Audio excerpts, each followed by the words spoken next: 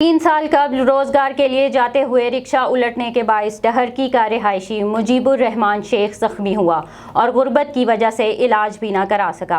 मुजीबुर रहमान मुश्किल की इस घड़ी में मुंतखब नुमाइंदगान और मुखय्यर हजरात की जानिब से मदद का मुंतज़िर है।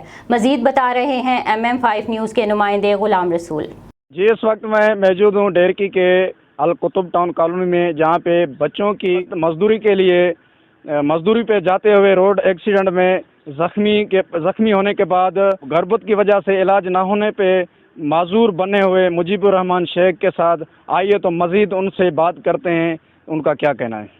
इसलिए करता हूँ, मेरे छोटे बच्चे हैं, ये भी पढ़ाई भी कर रहे हैं। मैं ये कर रहा हूँ तो मेरे को इलाज भी कराए, मेरा कोई तवज्जो भी दे। मैं गरीब हूँ, मेरा कोई नहीं है, हम इलाज अपना कराए। हमारा कोई इतनी भी नहीं ताकत कोई काशे लेके मैं अपना कोई बच्चों को लेके दूँ। शहीद भी हमारे पास कुछ भी नहीं है। हम देख रहे हैं अभी तो आप भी सब कुछ तो बड़े हो, हर शय समझते हो, आप हर के ख्याल भी करते हो। हम ये अपील कर रहा हूँ हमारा इलाज भी हो जाए, हमारा बच्चों का कोई पढ़ाई भी हो जाए। सलाम।